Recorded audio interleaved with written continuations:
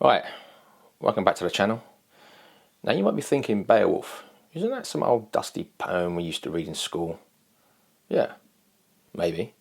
But trust me, this isn't your grandma's bedtime reading. We're going to unpack what makes Beowulf tick, why he still matters, and why so many modern heroes leave us feeling like we've been mugged off.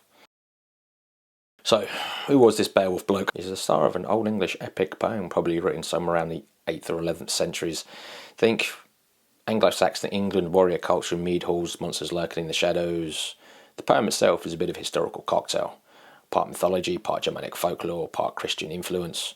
Loads of people think that it's a load of bollocks, but to me it shows the ideals of the time. Beowulf is a Geatish warrior, what is now part of Sweden. And he travels to Denmark to help King Hrothgar, whose mead hall Herot is being terrorised by a monster named Grendel. Basically, imagine your local pub being trashed every night for 12 years by some massive grumpy git who eats your mates. That's the vibe we're going for here. Now, early on, Beowulf is all about glory. He hears about Grendel causing mayhem, he's off like a shot to Denmark, uninvited, to make a name for himself. His elders, bless their cotton socks, know better than to try and stop him. Classic case of youthful exuberance. He appears, bigs himself up, tells Hrothgar about his previous monster-slaying adventures, and then awaits for Grendel to show his ugly mug. And of course, he does. Cue some epic wrestling. Beowulf rips Grendel's arm off, and then the monster buggers off to die. Job done. Right? So, Grendel's dead. Everyone's celebrating, and then BAM! Grendel's mum shows up. And she's even more pissed off than her son was. She's after revenge, naturally. This leads to Beowulf diving into a murky, monster-infested lake, proper nightmare fuel, to fight her in an underwater lair. After a bit of a scrap, he manages to chop her head off with a giant sword he just so happened to find on the wall. Talk about lucky. Fast forward about 50 years. Beowulf's back in Geatland. He's king, and he's been ruling. He's not just a warrior anymore. He's a leader and a protector. Life's been pretty chill, but you know, things aren't going to stay that way for long, because a bloody dragon wakes up. This dragon isn't some run-of-the-mill fire-breathing worm. He's guarding a hoard of treasure, and someone's nicked the cup. Beowulf, now an old man, isn't about to let this beast terrorise his kingdom. So he says, fuck it, I'm going in. He goes in to face this dragon alone, leaving all but one loyal lad. Let's talk about WIGLAF for a second, because this bloke is a legend. When the dragon comes a knocking, everyone else legs it like frightened rabbits. Everyone except WIGLAF. This lad stands by Beowulf, risking his neck to help his king. And frankly, if WIGLAF hadn't stepped in, Beowulf would have been toast, and the dragon wouldn't have been killed. WIGLAF's loyalty is a testament to the bonds between the leader and his people. It highlights the Anglo-Saxon value of kinship. Beowulf has proven that he is worthy of their loyalty and protection. It's one of the most fundamental values of the age, and probably the biggest lesson of the poem. Beowulf manages to kill the dragon, but he's mortally wounded in the process. He knows it's done, but he dies knowing he saved his people. His last act is to ask WIGLAF to show him the dragon's treasure so he can see what he fought for. Beowulf is burned on a funeral pyre, and his people mourn him, a true hero who defended them.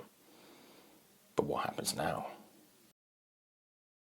Beowulf isn't just a thrilling monster mash, it's a snapshot of Anglo-Saxon values. So let's take a quick run through of some of them, shall we? Loyalty and kingship, sticking by your mates no matter what. Courage and honour, facing your fears head on. Fate, accepting what will be and owning your destiny. Generosity, sharing the spoils of war. Revenge and justice, getting even with those who have wronged you. Within reason. The poet who wrote Beowulf knew this stuff inside out, and Beowulf is dripping with these traits. He's basically the living embodiment of Anglo-Saxon ideals. Now, the million-dollar question. Is Beowulf the ideal hero? I reckon Beowulf should be the blueprint for the masculine hero. He's brave, loyal, willing to die for his people. So why does it feel like modern heroes are a bit lacking in that department? Now we're stuck with these emotional, emasculated characters who just want to scream into the void. Even James Bond has gone a bit soft, which is a fucking outrage. We need to bring back the Beowulf-style hero. Someone men can look up to and feel proud to be. Masculinity shouldn't be a dirty word, it should be embraced by everyone. Our heroes should be people we aspire to be. This kind of hero has been around for 1,000 years. And it's only recently that all this woke nonsense and male role models have been trampled and so disregarded. So, what can we learn from Beowulf? First, heroes aren't perfect. He starts out as a Glory-Hound, but he learns to become a true leader. Second, loyalty matters. Surround yourself with people who have your back no matter what.